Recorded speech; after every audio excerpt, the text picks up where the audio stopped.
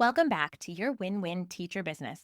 In this episode of the Business Book Club series, I'm sharing my takeaways from Something That Matters. You're listening to your Win-Win Teacher Business, a podcast for teacher authors who want to make a big impact in the world for teachers and students and have fun doing it. I'm your host, Janice Cook, here with a pep talk to start your week off strong. Some seasons of running a business feel hard and sticky, but it shouldn't feel like that all the time. Let's make your business a win-win together. An idea, a story to tell, a product to sell. Why am I sharing this book? This book talks about building a promise for a better tomorrow. It talks about having a why that's bigger than yourself to keep you going when running a business gets hard. It talks about how having something that matters acts as built-in accountability, how leading with a story from the start funneled excitement towards the brand this book is telling a story about. And if you're anything like me, you'll love hearing how this company rethought shoe-themed titles and office space within the organization to ensure everyone always felt like a valued, important member of the teamwork. This book reminds us that a profit-only business focus is short-sighted, both when it comes to customers and team members. And as we dive into the holiday shopping season, I think many of us are really thinking about where we want to spend our dollar bills more than ever. So this book reminds us that customers don't buy products, they buy solutions. And they're looking for solutions to the big problems in the world, the small problems in the world, and the problems in their daily life.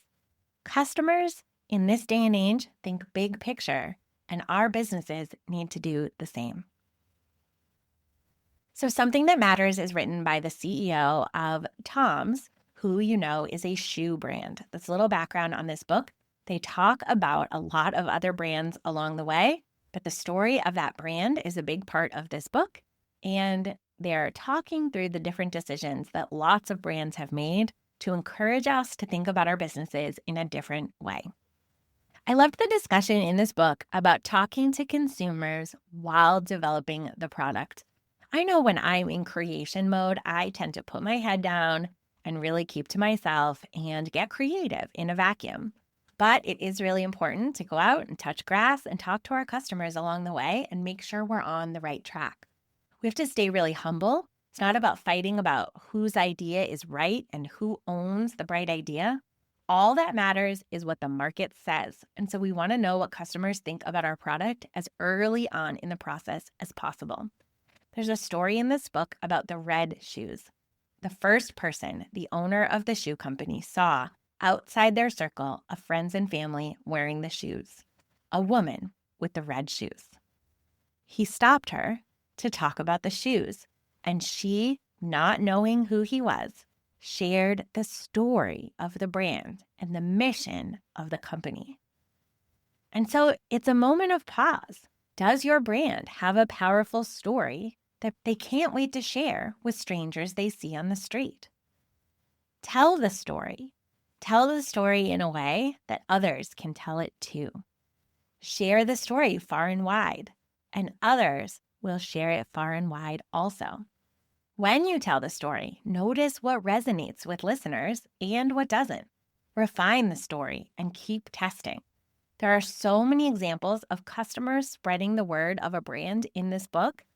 It really caused me to pause and think about my own brand story and my own elevator pitch and ask when the last time is that story was refined and shared.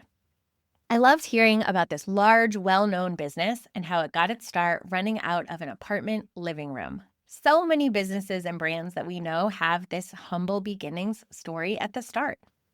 It reminds me that so much is possible for a business when we keep our expenses as lean as possible. The author shares a story about wearing mismatched shoes, knowing they would draw attention and spark conversation and open up a chance to tell the Tom's story.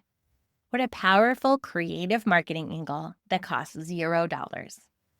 Commit to telling the story at every possible turn. Be resourceful without resources. One of my favorite teachers to learn from, that's been their core mission.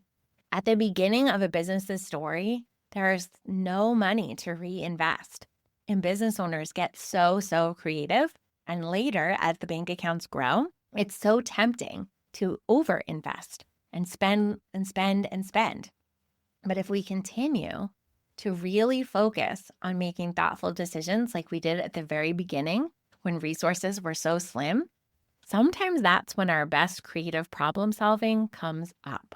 This book talks about limited funds as a strength. It pitches limited funds in a positive way, and I think that's a really powerful reminder to reflect on. The author even shares some examples of companies that had too much cash to work with and how that ultimately was their demise. During this volatile moment in capitalism, the author encourages us to play by a new set of rules. Customers can be our supporters. They want to be part of the story. And giving from the start was a bold model for this shoe company. Customer loyalty made big brands with big pockets want to join in. They wanted to be a part of this mission. So if you think your profits are too meager to share with others, this book might challenge your mindset in the best way possible and help you see these lean times as a true opportunity and help you see how you can invite others into the mission that's important to your heart. If others help you, you can help others in a bigger way, and people love to say yes to being a part of that. In this book, we heard about customers feeling connected to the story and the mission. Tom's is as much a story as it is a product, according to the author. As you list the groups you belong to and brainstorm ways to connect your brand to those communities you're already connected to, you'll see that there are so many creative ideas bubbling up. There are some great examples shared in the book for ways to include consumers in the story of a brand. Take your time when you read this book. Pause, brainstorm, and really stretch yourself to see how these ideas might make new things possible for your type of business.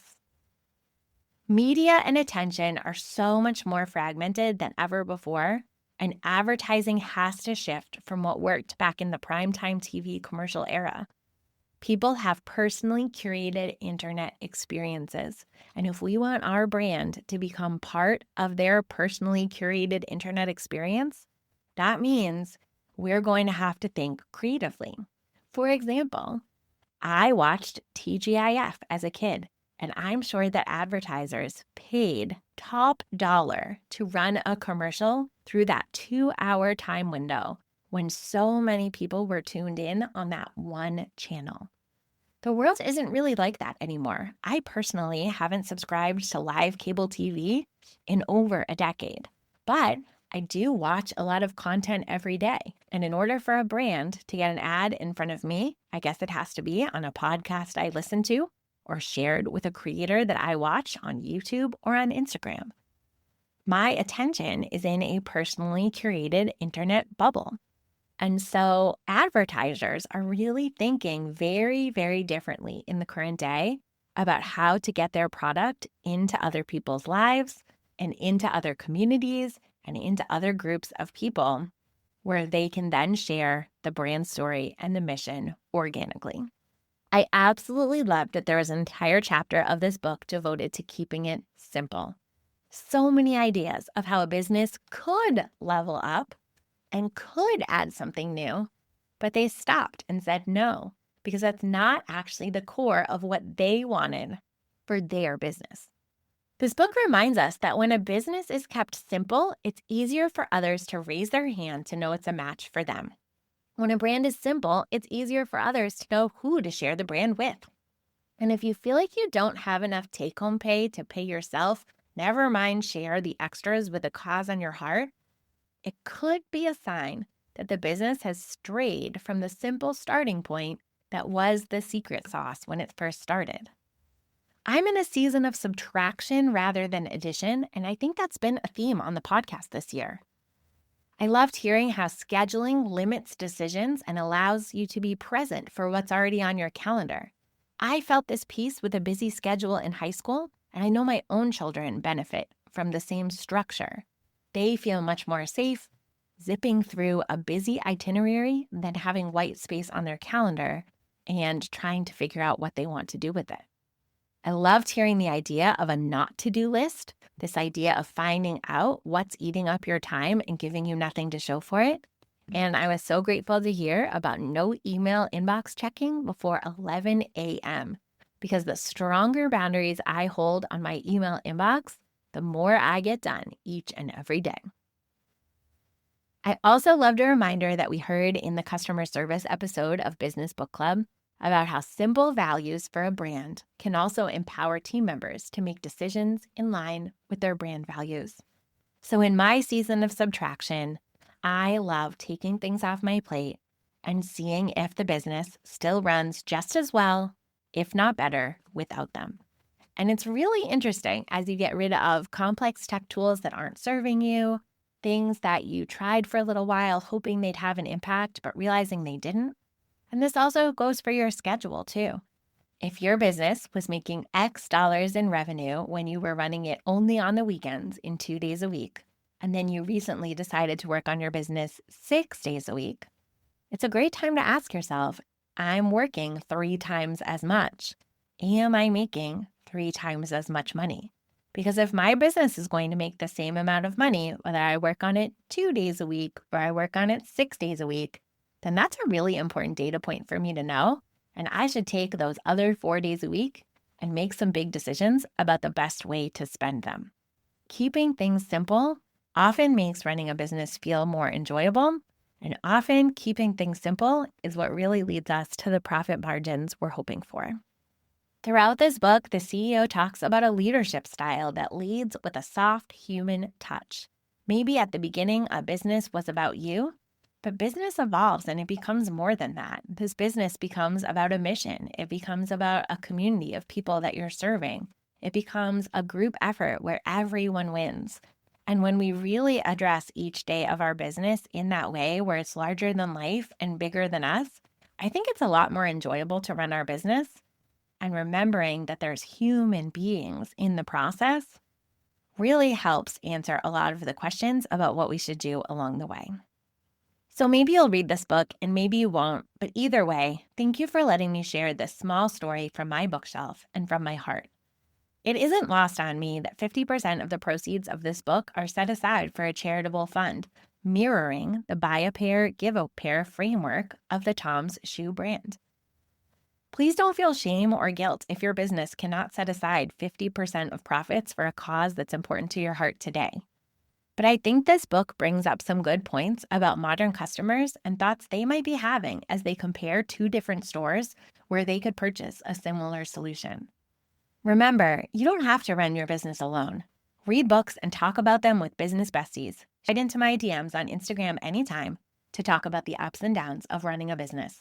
Leave a review on Apple Podcasts and share a takeaway from the book with others to help them on their journey. Thanks for making this podcast a part of your day. To grab a link for the book we discussed today, as well as look at a growing list of all my favorite things, go to cookfamilyresources.com/my-favorite-things. I'll also leave that link in the show notes for you. And if this podcast is becoming one of your favorite things, please consider heading to Apple Podcasts to share a review so that I can connect with and support even more teacher business owners. See you in the next episode.